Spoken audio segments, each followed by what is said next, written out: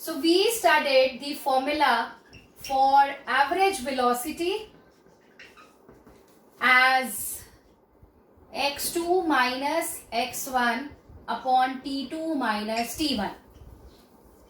Yes. Now instantaneous velocity मैं आपको last class में बता रही थी.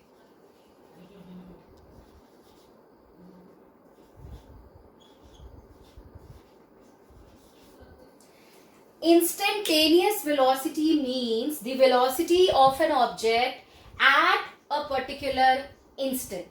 एक पर्टिकुलर टाइम पर एक ऑब्जेक्ट की कितनी वेलोसिटी है वो कहलाएगी इंस्टेंटेनियस वेलोसिटी. ठीक. एवरेज वेलोसिटी का सिंबल होता है VAV या फिर V बार. राइट, ये इसका सिंबल है. जबकि इंस्टेंटेनियस वेलोसिटी को हम यूजुअली V से ही इंडिकेट करते हैं. ठीक. एंड इसका फॉर्मूला क्या है? एवरेज वेलोसिटी जो हमने लिखा x2 minus x1 upon t2 minus t1, this is change in the displacement जिसको delta x, and this is the time interval जिसको डेल्टा t हम बोलते हैं. क्लियर? इंस्टेंटेनियस वेलोसिटी क्या होता है? एक पर्टिकुलर इंस्टेंट पर वेलोसिटी. मैंने समझाया था कि उस कंडीशन में हमें लिमिट डेल्टा t को 0 करना होता है. Limit delta t tending to 0 का मतलब चेंज इन टाइम इज 0 और it is negligible. Time change नहीं. Limit delta T tending to 0 ये सिंबल है पूरा. ये लिमिट्स आप मैथ्स में पढ़ लोगे अभी. लिमिट एक टर्म है आपकी. किस चीज की लिमिट ले रहे हो आप, मतलब आप उस पर एक लिमिटेशन कर रहे हो. और वो क्या लिमिटेशन है कि डेल्टा टी टेंडिंग टू 0, कि जो मेरा टाइम है दैट शुड नॉट चेंज, या अगर वो टाइम चेंज हो रहा है तो नेग्लिजिबल चेंज आए उस टाइम में. So there is a limitation to it. Right. And instantaneous velocity क्या होता है? Limit delta T tending to 0 of average velocity. Average velocity पर जब हम लिमिट लगा देते हैं then it becomes instantaneous velocity. Clear?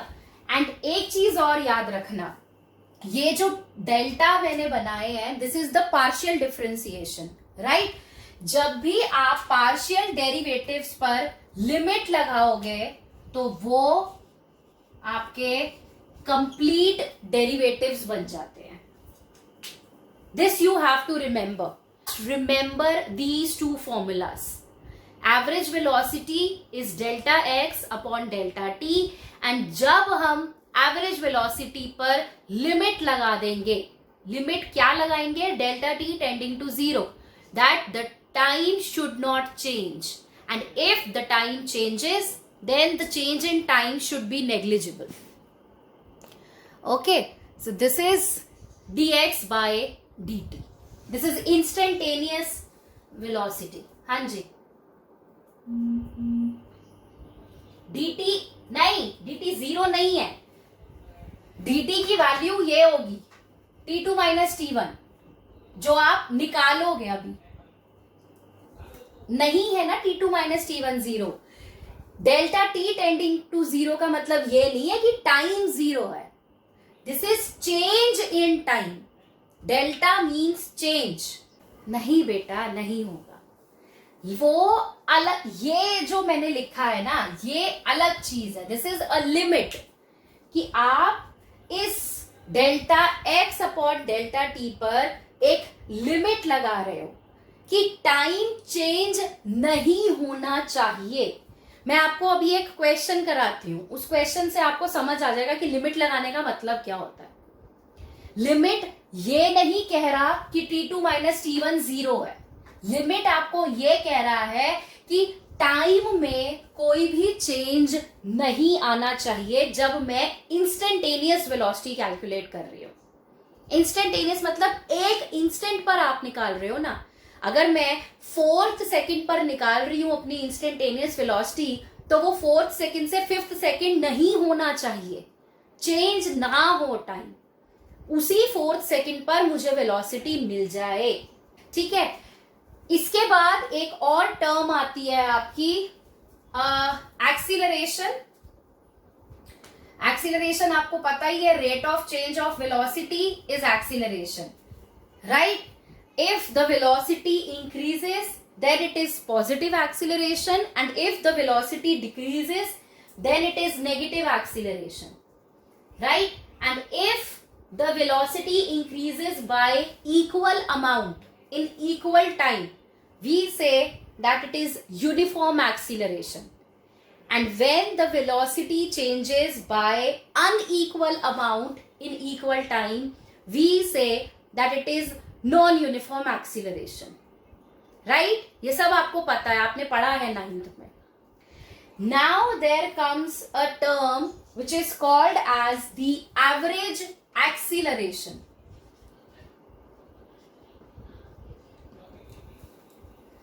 Average acceleration को आप ए एवरेज या ए बार से इंडिकेट करते हो, and the formula for average acceleration is v2 minus v1 upon t2 minus t1, which becomes delta v upon delta t.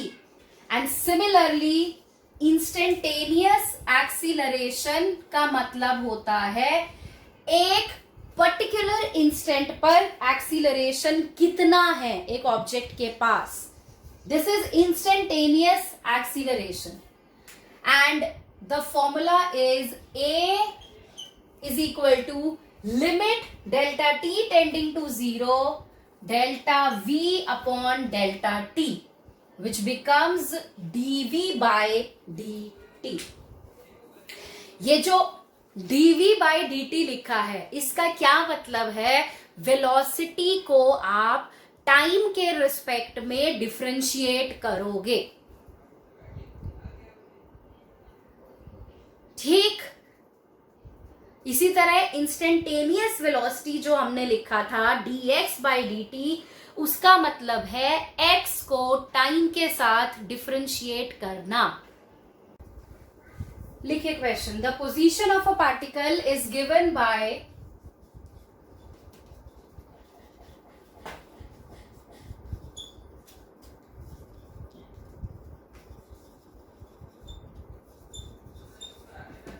the position of a particle is given by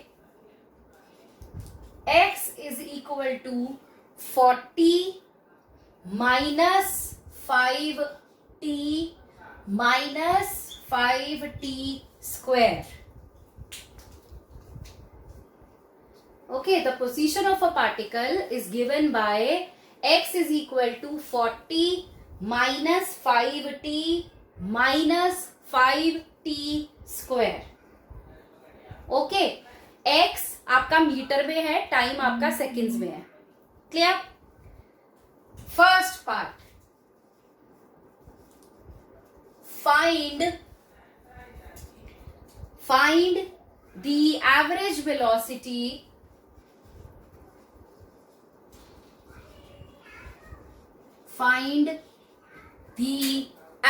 velocity between 1 and 2 seconds.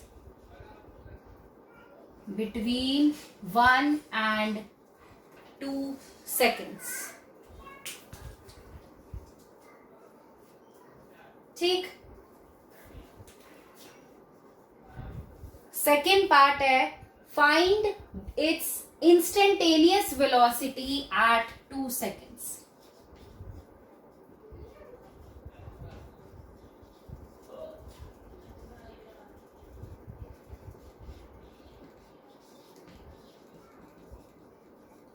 Find its instantaneous velocity at 2 seconds.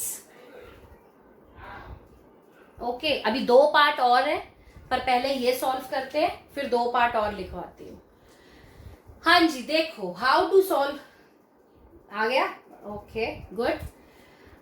हाँ जी, question क्या कह रहा है, आपके पास एक particle की position given है as a function of time 40 minus 5t minus 5t square. आपसे वो पहले पार्ट में एवरेज वेलोसिटी मांग रहा है। एवरेज वेलोसिटी कितनी है एक ऑब्जेक्ट की बिटवीन 1 and 2 सेकेंड्स, राइट। यानी कि वो आपको टाइम इंटरवल भी दे रहा है कि 1 से 2 सेकेंड्स तक एवरेज वेलोसिटी कितनी है। एवरेज वेलोसिटी का आपको मैंने फॉर्मूला लिखवाया था x2 minus x1 upon t2 minus t1, correct.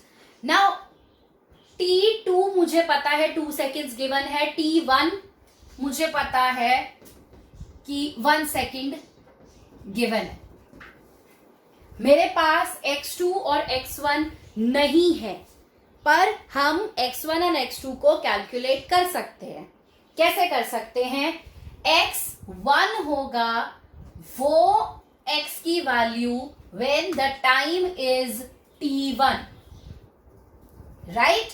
So at t1 equals to 1 second we get x1। कितना आएगा, वैल्यूज डालो, t की जगह पे डाल दो 1, राइट। सो ये आ गया 40 minus 5 minus 5, so this is 30 metres. So x1 मेरे पास आ गया 30 मीटर्स, करेक्ट। समझ आया।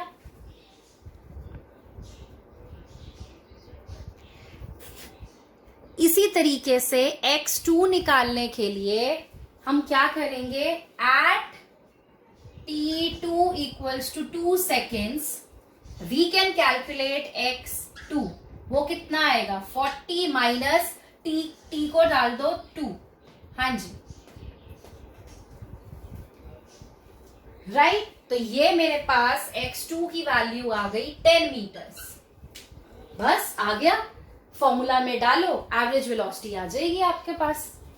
Therefore average velocity is x2 which is 10, x1 which is 30 upon t2 is 2, t1 is 1।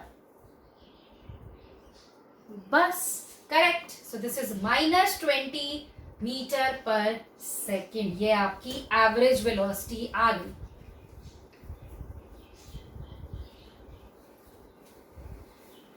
समझ आया। एवरेज वेलोसिटी आपको इस तरीके से कैलकुलेट करनी होती है। आपको टाइम गिवन होगा, पोजीशन गिवन होगी, आप वेलोसिटी कैलकुलेट करो एंड पुट द वैल्यूज, आप डिस्प्लेसमेंट्स कैलकुलेट करो and put the values in the formula. You will have your answer.